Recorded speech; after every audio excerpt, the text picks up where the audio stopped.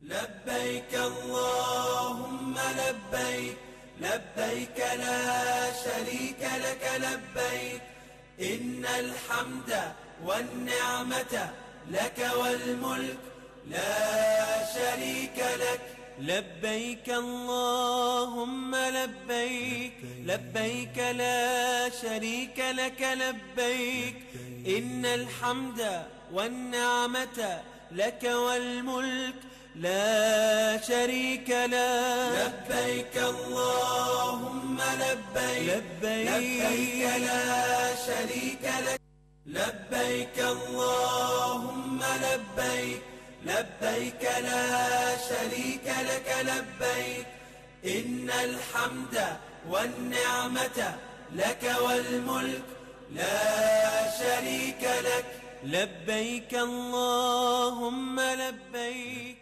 لبيك لا بسم اللہ الرحمن الرحیم. السلام علیکم ورحمۃ اللہ وبرکاتہ. اللہم صلی علی سیدنا و مولانا محمد وعلی آلہ و اصحابہ اجمعین. پاکستان ٹیلی ویژن اور وزارت مذہبی امور و بین المذاہب ہم آہنگی کے اشتراک سے حج 2018 کے حوالے سے پروگرام لبیک اللہم لبیک کے ساتھ آپ کا میزبان ناصر فرید حاضر خدمت ہے.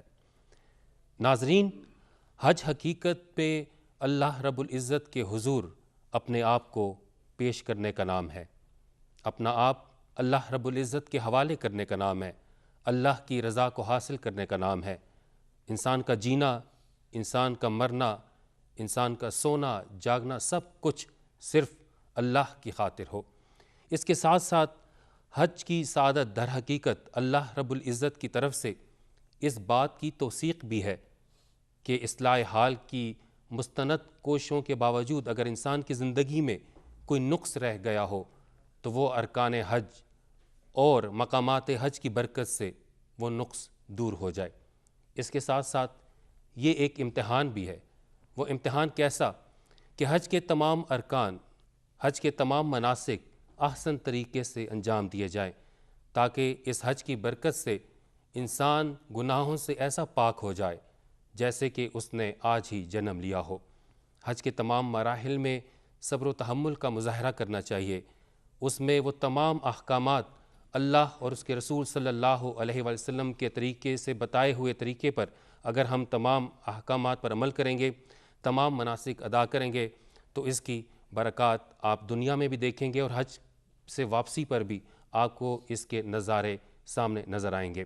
آج اسی حوالے سے ہمارا موضوع ہے ایام حج، صبر و تحمل، مراحل حج اور وقوف عرفات. اور اس پر بات کرنے کے لیے ہمارے ساتھ اسٹوڈیو میں موجود ہیں معروف عالم دین، مذہبی اسکالر ہیں جناب علامہ ضمیر احمد ساجد صاحب. ہم آپ کو آج کے اس پروگرام میں خوش آمدید کہتے ہیں. ان کے ساتھ تشریف رکھتے ہیں معروف مذہبی اسکالر مفتی عبدالرؤوف صاحب. آپ کو بھی ہم آج کے اس پروگرام میں خوش آمدید کہتے ہیں. علامہ ضمیر احمد ساجد صاحب، حج میں دیکھا گیا کہ جب لوگ حج کے ایام شروع ہوتے ہیں اور اس کے ساتھ ساتھ جب وہاں پر تمام مناسک ادا کرنے کے دوران لوگوں میں صبر جو ہے، صبر و تحمل کا مظاہرہ نظر نہیں آتا، تو آپ کیا سمجھتے ہیں کہ اس دوران میں صبر و تحمل کا مظاہرہ کرنا کس حد تک ضروری ہے؟ بسم اللہ الرحمن الرحیم. بڑا اہم سوال ہے یہ، اس لیے کہ حج اللہ تعالیٰ کی طرف سے ایک بہت بڑا انعام ہے. جی، اگر کسی شخص کو حج نصیب ہو گیا تو اس کے بخت بیدار ہو جاتے ہیں. بے شک.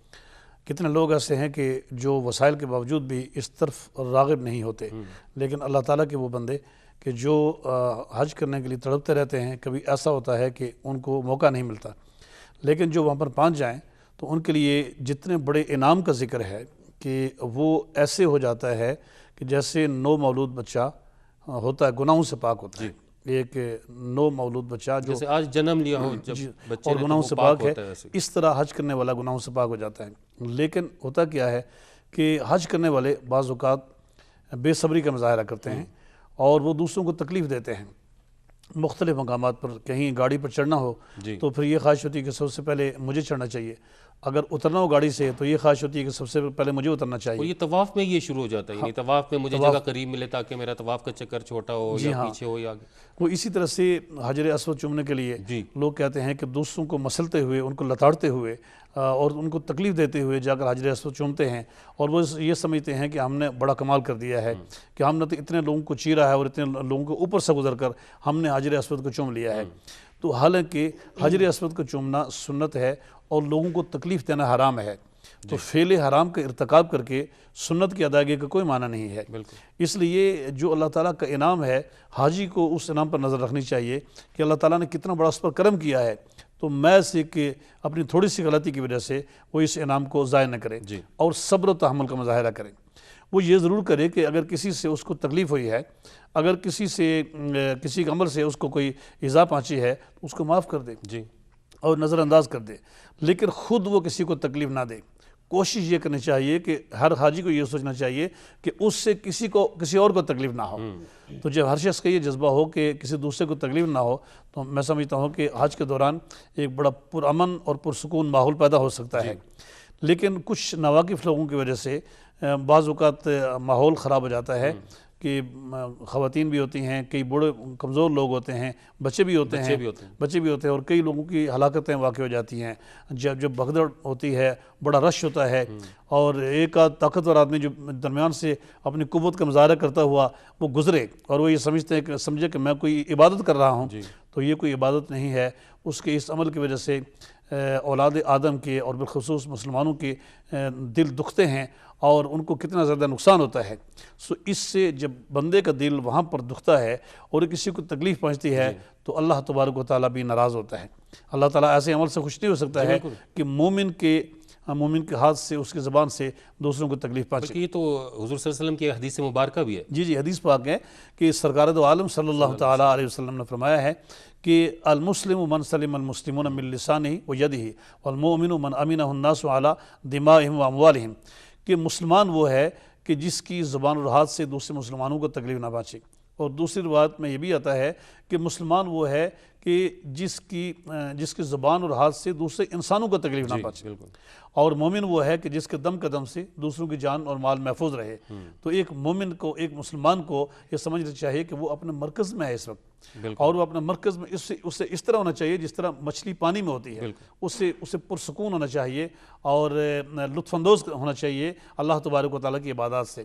سو اللہ کے بندوں کو تکلیف دے کر اور بے صبری کا مظاہرہ کر کے وہ اجر نہیں پا سکتا ہے جو اللہ تبارک و تعالیٰ نے اس کے لیے رکھا ہوا ہے. اور کتنا پیارا دین ہے ہمارا کہ ایک حدیث مبارکہ جس میں راستے سے تکلیف دینے والی چیز کو ہٹانا جو ہے اس کو صدقہ قرار دیا گیا. جی بالکل، یعنی راستے سے تکلیف دینے والی چیز کو ہٹانا، کسی سے خندہ پیشانی سے بات کرنا، مسکرا کے ملنا، کسی کو آپ پانی کا گلاس اٹھا کر دیں. اسلام میں صدقہ کا مفہوم بہت وسیع ہے. سو آپ کسی کے ساتھ اچھی بات کرتے ہیں تو یہ بھی اللہ کے نزدیک صدقہ ہے. اور اللہ تبارک و تعالیٰ مومن کے ان کاموں کی وجہ سے، بظاہر یہ جو چھوٹے اور آسان کام لگتے ہیں، لیکن اللہ تبارک و تعالیٰ ان کی وجہ سے اس کے درجے بلند کر دیتا ہے اور اس کے خطاؤں کو معاف کر دیتا ہے. اکثر اوقات مولانا صاحب دیکھا گیا ہے کہ جب مینا کی طرف روانہ ہوتے ہیں یا عرفات یا مزدلفہ جاتے ہیں تو اس وقت وہ گاڑیوں کا ایک رش، اور اس وقت بھی صبر و تحمل کو ہم بڑا پاش کرتے ہیں. ہاں بالکل. وہ دیکھیں، بات یہ ہے کہ قرآن و سنت میں ہمارے دین نے جو ہمارے لیے اصول بیان کیے ہیں، تو وہ جو شخص بھی ان اصولوں کو اپنائے گا تو وہ امن و سکون پائے گا. ہم یہ دیکھتے ہیں، بعض اوقات بڑے افسوس سے کہنا پڑتا ہے کہ جو لوگ مسلمان نہیں ہیں، جب ہم ان ملکوں میں جاتے ہیں، یورپ میں کہیں جاتے ہیں، تو گاڑیوں والے ایک دوسرے کو اشارہ کرتے ہیں کہ آپ پہلے گزر جائیں. تو ہمارے ہاں ایسا دیکھ کر بڑی حیرت ہوتی ہے کہ یہ تو مسلمانوں کا ملک ہے، یہاں تو سارے مسلمان رہتے ہیں، ہر ایک کی مرضی ہوتی ہے کہ پہلے اسے گزرنا چاہیے. سو اپنی قوم کے لیے پوری امت مسلمہ جو ہے وہ ایک قوم ہے. اپنی قوم کے اندر اس طرح کی چیزیں پیدا کر کے اور دوسروں کو تکلیف دے کر اس سے افتراق پیدا ہوتا ہے اور اس سے دل ملتے نہیں ہیں.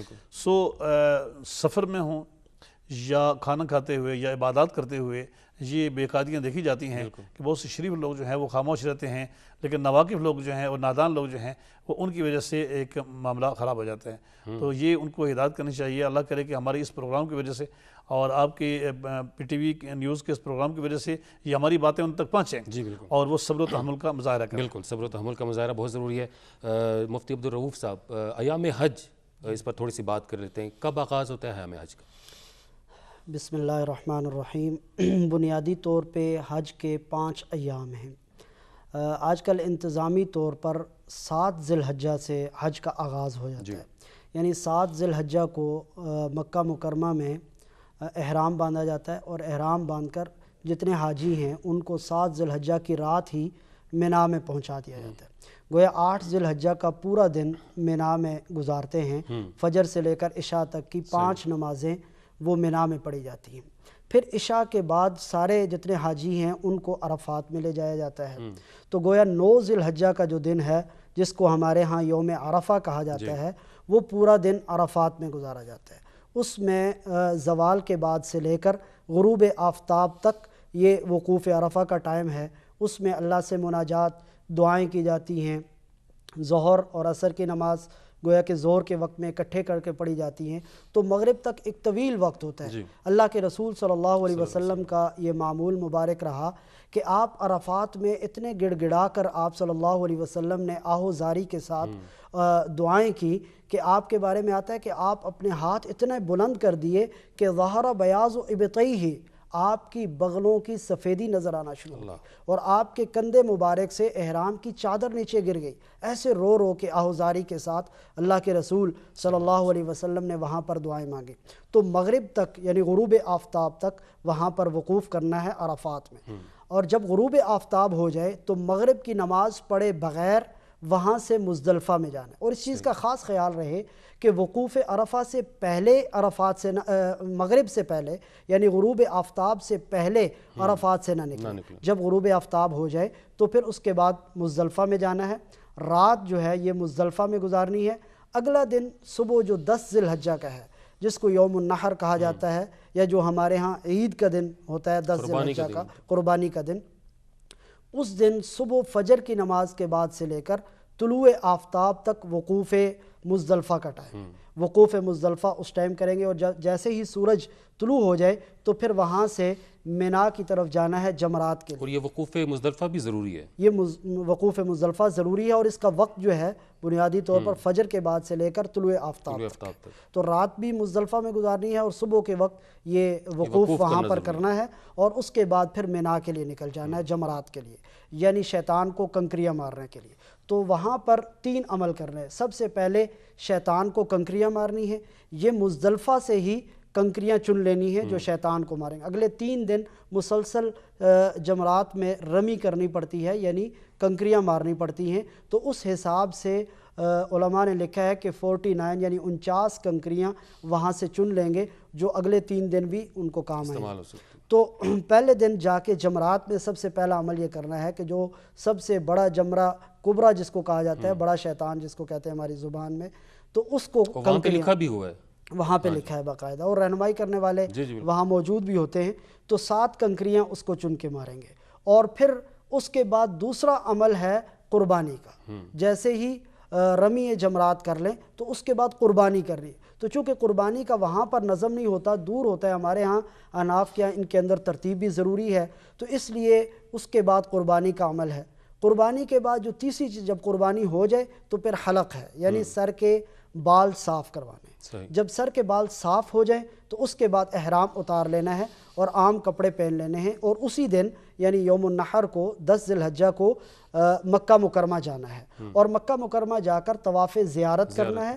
طواف زیارت کے بعد سعی ہے، صفا اور مروہ کے درمیان سعی کے بعد واپس رات کو آ کر منا میں رات گزارنی ہے.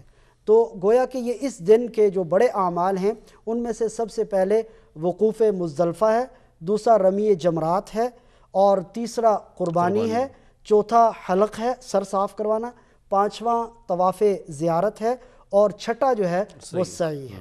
اور اس کے بعد رات آ کر منا میں گزارنی ہے. یعنی بڑا مصروف دن ہوتا ہے، مصروف ترین دن ہوتا ہے آج کے ایام میں سے. اس کے بعد کے جو 2 ایام ہیں یعنی 11 ذی الحجہ اور 12 ذی الحجہ وہ منا میں ہی گزارنے ہیں. اس میں بس روزانہ یہ ہوتا ہے کہ روز آ کر جمرات میں جو شیطان ہیں ان کو کنکریاں مارنی ہوتی ہیں، اور 12 ذی الحجہ کے آخر میں یعنی شام کو یہ حج کا عمل اختتام پذیر ہو جاتا ہے. یہ گویا کہ 5 دن ہیں جو حج کے مصروف جی ترین دن. ویسے تو 8 ذی الحج سے آغاز ہوتا ہے لیکن 7 سے اس کی تیاری کیونکہ کرنا شروع کر ابھی دیتے ہیں کیونکہ رش جی رش زیادہ ہوتا ہے, تعداد زیادہ ہوتی ہے حاجیوں کی, تو اس اعتبار سے ابھی انتظامی طور پر وہاں انہوں نے یہ کیا. ویسے تو مینا کے اندر 5 نمازیں جو ہیں وہ 8 ذی الحجہ کی زور سے لے کر 9 ذی الحجہ کی فجر کی نماز تک یہ 5 نمازیں ہیں, لیکن ابھی انتظامی طور پر ان کو مشکل پیش آتی ہے, اس لیے انہوں نے 8 ذی الحجہ کی فجر سے لے کر گویا کہ عشاء تک یہ ساری نمازیں وہاں پڑھاتے ہیں, اور عشاء کے بعد وہ عرفات میں لے جاتے ہیں. ٹھیک. علامہ ضمیر احمد ساجد صاحب, حضور صلی اللہ علیہ وآلہ وسلم کا ارشاد ہے کہ حج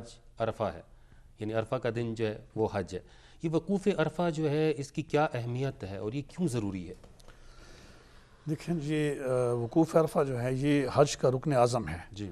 اور نبی اکرم صلی اللہ تعالیٰ علیہ وسلم نے جیسے کہ علامہ صاحب بیان کر رہے تھے کہ یہاں آپ نے خوب دعا کی ہے اور خوب ذکر کیا ہے, اور غروب آفتاب تک آپ دعا فرماتے رہے, اور اتنی لمبی آپ نے دعا فرمائی ہے امت کے لیے. اور پھر آپ نے یہ بھی فرمایا ہے کہ وقوف عرفہ, یہ میدان عرفات جو ہیں یہی دعا کے لیے سب سے بہترین جگہ ہے. یعنی دنیا میں کوئی اور جگہ ایسی نہیں ہے کہ جہاں پر دعا قبول ہوتی ہو. صرف یوم عرفہ کو میدان عرفات میں جو اللہ تبارک و تعالیٰ دعا قبول فرماتا ہے اس کے لیے گڑ گڑا کر عاجزی انکساری کے ساتھ اللہ تعالیٰ کے بارگاہ میں دعا کریں. اور پھر اس کے علاوہ جو اس دن کی اہمیت کے حوالے سے ہمیں بہت سی اور بھی احادیث ملتی ہیں کہ اللہ تبارک و تعالیٰ نے جو اپنی ربوبیت کا عہد لیا تھا وہ بھی اسی دن تھا, یعنی اسی جگہ پر تھا کہ اللہ تبارک و تعالیٰ نے تمام اولاد آدم کو جمع کیا ہے اور ذروں کے برابر ان کو اپنے سامنے پھیلا دیا ہے, اور ان سے پوچھا ہے کہ الستو بربکم, کہ کیا میں تمہارا رب نہیں ہوں؟ تو سب نے کہا تھا کہ ہاں اے اللہ کیوں نہیں, تو ہمارا رب ہے. تو اللہ تبارک و تعالیٰ نے اپنی ربوبیت کا اقرار جو ہے وہ اسی جگہ پہ کروایا. اسی طرح سے یہ جگہ وہ ہے کہ جہاں تکمیل دین کی جگہ ہے یہ, کہ قرآن مجید میں اللہ کریم جل جلالہ فرماتا ہے کہ الیوم اکملت لکم دینکم واتممت علیکم نعمتی ورضیت لکم الاسلام دینا. تو یہاں پر تکمیل دین اور تتمیم نعمت کا ذکر ہے کہ اللہ تعالیٰ نے وہ ہمیں عطا فرمائی ہے. روایت میں ہمیں یہ چیز بھی ملتی ہے کہ حضرت سیدنا فاروق اعظم رضی اللہ تعالیٰ عنہ سے ایک یہودی نے کہا کہ آپ کی کتاب میں ایک ایسی آیت بھی ہے کہ اگر وہ ہمارے ہاں ہوتی تو ہم اس کے نزول کے دن عید مناتے. تو فاروق اعظم رضی اللہ تعالیٰ عنہ نے فرمایا کہ وہ کون سی آیت ہے؟ انہوں نے یہی آیت پڑھی الیوم اکملت لکم دینکم, تو دین مکمل ہوا. ہاں جس دن دین مکمل ہوا.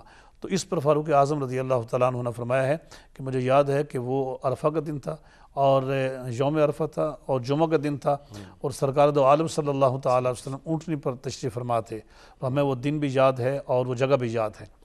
تو اس اعتبار سے اس سے پتہ چلتا ہے کہ یہ آیت وہاں پر نازل ہوئی اور تکمیل دین کا اعلان ہوا وہاں پر. پھر اسی طرح سے رسول اللہ علیہ السلام نے یہاں پر ذکر کیا ہے, اور وہ ذکر تھا لا الہ الا اللہ وحدہ لا شریک لہ لہ الملک و لہ الحمد وہو علی کل شیء قدیر. اور آپ نے فرمایا کہ یہ وہ ذکر ہے کہ جو میں کرتا ہوں اور مجھ سے پہلے جو بھی انبیاء اکرام آئے ہیں وہ یہ ذکر کرتے رہے ہیں. تو اس لیے جو لوگ بھی وقوف عرفہ کرتے ہیں, میدان عرفات میں جاتے ہیں, ان کو یہ کہنا چاہیے کہ وہ ایک لمحہ بھی ضائع نہ کریں اور ان بحثوں میں نہ پڑھیں کہ وہاں پر کہ یہ نمازیں اکٹھی کر کے پڑھ سکتے ہیں یا نہیں پڑھ سکتے ہیں, یا یہاں پر وہ نماز قصر پڑھ سکتے ہیں یا قصر نہیں پڑھ سکتے ہیں. اس طرح کے جو اختلافی مسائل ہیں قصر کے یا عدم قصر کے, تو وہ اپنے علماء سے پوچھ لینا چاہیے جو وہاں پر علماء ہیں. اس میں وقت نہیں ضائع کرنا چاہیے. ان کو ایک ایک لمحہ وہاں پر عبادت میں گزارنا چاہیے, ایک ایک لمحہ وہاں پر دعا میں گزارنا چاہیے. تو جو لوگ بھی کامیاب ہو جاتے ہیں تو وہ بہت بڑا اجر اللہ تعالیٰ کی بارگاہ سے پاتے ہیں, بہت بڑا ایک انعام اور اس کے بارگاہ سے عطیہ لے کر آتے ہیں. تو عبدالرؤوف صاحب, یہ جو وقوف عرفہ کا وقت جو ہے وہ کب سے کب تک ہے, اور اگر کوئی وقوف عرفہ نہیں کرتا تو کیا اس کا حج نہیں ہوگا؟ دیکھیے کہ جو وقوف عرفہ ہے یہ حج کا سب سے اہم ترین رکن ہے, گویا کہ حج کے فرائض میں شامل ہے. تو وقوف جو فرض ہے وہ اتنا کچھ چند لمحے کے لیے اگر کسی نے عرفات کے اس میدان میں وقت گزار لیا, ایون کہ اگر وہاں سے وہ گزر گیا اس وقت کے, جو اس کا وقت شروع ہوتا ہے وہ زوال کے بعد شروع ہوتا ہے, زوال کے بعد سے لے کر غروب آفتاب تک. تو زوال سے غروب آفتاب تک کے درمیانی وقت میں اگر کوئی ایک لمحے کے لیے بھی وہاں پر ٹھہر گیا تو گویا اس کا فرض ادا ہو جائے گا، وقوف عرفہ اس کا ہو جائے گا، ایون کہ وہاں سے اگر کوئی گزر گیا تب بھی اس کا ادا ہو جائے گا۔ لیکن یہ جو تمام وقت ہے، یہ جیسا کہ علامہ صاحب نے بیان کیا کہ قبولیت دعا کا وقت ہے، وہاں پر جبل رحمت ہے، وہاں پر ایسے ایسے مقامات ہیں کہ جہاں پر یعنی ہمارے آقا حضرت محمد مصطفیٰ صلی اللہ علیہ وسلم کی طرز زندگی، آپ کا طرز عمل، آپ نے وہاں اپنے عمل سے سب کچھ کر کے دکھایا، تو اس وقت کو سارے وقت کو مناجات کے اندر، دعا کے اندر اور اللہ سے آہوزاری کے اندر اور اپنے لیے، اپنے خاندان کے لیے، پوری امت کے لیے دعا مانگنے کے اندر بسر کرنا چاہیے اور اس وقت کو ضائع نہیں کرنا چاہیے۔ تو یہ جو درمیانی وقت ہے غروب آفتاب سے پہلے کا، تو اس میں وہاں پر وقوف ضرور۔ یہیں پہ خطبہ بھی ہوتا ہے؟ جی خطبہ بھی بالکل یہیں پہ ہوتا ہے، مسجد نمرہ ہے جہاں پر حج کا خطبہ ہوتا ہے، اور پھر 2 نمازیں ظہر کی اور عصر کی ملا کر پڑھی وہاں پر پڑھائی جاتی ہیں۔ لیکن چونکہ وہ بہت ایک وسیع ترین میدان ہے تو مسجد کے اندر تو چند ہی لوگ آتے ہیں، جیسا کہ ابھی جگہ ملے وہاں علامہ صاحب فرما رہے تھے کہ صبر و تحمل کا مظاہرہ کرنا چاہیے۔ تو حج جیسی عظیم عبادت میں وہاں پر بھی یہ کوشش نہیں ہونی چاہیے کہ ہم نے ہر صورت مسجد نمرہ میں پہنچنا ہی ہے اور وہیں پہ جا کے ہم نے نماز پڑھنی ہے، بلکہ جہاں جگہ مل جائے دوسرے مسلمانوں کو اذیت اور تکلیف سے بچاتے ہوئے وہیں پر، یعنی کسی جگہ یا کسی مقام تک جاتے ہوئے اپنا سارا وقت ضائع نہیں کرنا چاہیے، چونکہ سارا میدان عرفات ہے، جہاں پر بھی آپ دعا کریں گے تو دعا قبول ہوگی۔ اس لیے اس وقت کے اندر، اس چیز کے اندر، اس عمل کے اندر اپنا وقت ضائع کرنا کہ میں نے فلاں جگہ پہ پہنچنا ہے، فلاں جگہ پہ جانا ہے، فلاں سے ملنا ہے، فلاں کام کرنا ہے، تو یہ وقت کا ضیاع ہے۔ جہاں پہ بیٹھے، کسی درخت کے نیچے، کسی خیمے میں، جہاں پر جگہ ملے، اللہ کے حضور مناجات کرنی چاہیے، دعا۔ بالکل ضمیر صاحب، جیسے کہ آج بات کر رہے ہیں کہ یہ یوم عرفہ جو ہے اور وہاں پر جو وقوف ہے اس میں زیادہ تر دعائیں کرنی چاہیے۔ لوگ اکثر اس بات میں پڑ جاتے ہیں کہ کون سی دعا کریں، کون سی نہ کریں، کس زبان میں کریں۔ تو میرے خیال میں جس زبان میں بھی آپ کی اپنی جو زبان ہے اس میں اگر دعائیں کریں تو یہ بھی مناسب ہے، اس سے بہتر کہ آپ وہ کتابیں لے کر وہاں سے پڑھیں۔ جی دیکھیے جی، زبانیں اللہ تبارک و تعالیٰ نے ہی عطا کی ہیں۔ اللہ تعالیٰ نے انسان کو پیدا کیا ہے اور بولنا اسی نے سکھایا ہے، تو دنیا کی کوئی شخص بھی جو زبان بولتا ہے وہ اللہ تبارک و تعالیٰ نے ہی اس کو عطا کی ہوئی ہے۔ بالکل، اس لیے اگر کوئی شخص وہ دعائیں کرتا ہے جو قرآن مجید میں ہے یا جو احادیث مبارکہ میں ہے تو وہ تو زیادہ اچھا ہے، لیکن اگر کسی کو وہ یاد نہیں ہے تو وہ اپنی زبان میں دعا کرے اور جس طرح وہ کرنا چاہے، کیونکہ اللہ تعالیٰ نے تو دعا کے بارے میں قرآن مجید میں واضح طور پر بتایا ہے کہ وَإِذَا سَأَلَكَ عِبَادِي عَنِّي فَإِنِّي قَرِيبٌ أُجِيبُ دَعْوَةَ الدَّاعِ إِذَا دَعَانِ، کہ جب میرا بندہ میرے بارے میں پوچھے تو میں قریب ہوں، میں دعا کرنے والے کی دعا کو قبول کرتا ہوں۔ تو اللہ تبارک و تعالیٰ کتنی، اللہ تعالیٰ کتنے قریب ہے، نحن اقرب الیہ من حبل الورید، اللہ فرماتا ہے کہ میں شارگ سے بھی زیادہ قریب ہوں۔ سبحان اللہ۔ تو اس لیے وہاں پر دعا کرنی چاہیے۔ بالکل، اور ایک بات یہ بھی یاد رکھنا چاہیے کہ جو لوگ حقوق العباد کو پامال کرتے ہیں، جن کی وہ سمجھتے ہیں کہ ہم نے حقوق العباد پامال کر لی ہے اور وقوف عرفہ سے ہمارا گناہ معاف ہو جائے گا، تو اس کی امید کم رکھنی چاہیے، ان لوگوں کے حقوق واپس کرنے چاہیے۔ بالکل، اور وقوف مزدلفہ میں البتہ ایک روایت میں ملتی ہے ایسی کہ حضور صلی اللہ علیہ وسلم نے اللہ تعالیٰ کی بارگاہ سے دعا کی ہے کہ حقوق العباد بھی معاف کیے جائیں، تو وہاں پر قیامت کے روز اللہ تبارک و تعالیٰ ان کو اپنی طرف سے اس کا اجر عطا فرمائے گا جن کا حق ضائع ہوا ہے۔ اور اس طرح مزدلفہ میں بلا یہ امید کی جا سکتی ہے کہ حقوق العباد معاف ہوتے ہیں، لیکن بہتر یہ ہے کہ یہاں پر جو جس کا کسی کا حق مارا ہوا ہے یا تو اس سے معافی مانگ لیں یا اس کو اس کا حق واپس کر دیں۔ بالکل، بہت شکریہ جناب علامہ ضمیر احمد ساجد صاحب، آپ ہمارے پروگرام میں تشریف لائے۔ جناب مفتی عبدالرؤف صاحب، آپ کا بھی بہت شکریہ۔ ناظرین، آج کے پروگرام میں آپ نے یوم عرفہ کے حوالے سے، اس کی اہمیت کے حوالے سے بات چیت سنی، اور یوم عرفہ جیسے کہ علماء کرام نے بیان کیا کہ یہ دعا کا دن ہے، اللہ تعالیٰ سے مانگیے، جس زبان میں اللہ سے مانگتے ہیں اللہ تعالیٰ آپ کی شہرک سے بھی قریب ہیں، آپ کی باتوں کو سنتے ہیں، آپ کی دعاؤں کو سنتے ہیں، اور اس دن خاص طور پہ آپ کی دعاؤں کو قبول کرنے والے ہیں۔ ہمیں بھی اپنی دعاؤں میں یاد کیجیے گا۔ اپنے میزبان ناصر فرید کو آج کے اس پروگرام سے اجازت دیجیے، اللہ نے کے بعد۔ لبيك اللهم لبيك لبيك لا شريك لك لبيك إن الحمد والنعمة لك والملك لا شريك لك لبيك اللهم لبيك لبيك لا شريك لك لبيك إن الحمد والنعمة لك والملك لا شريك لك لبيك الله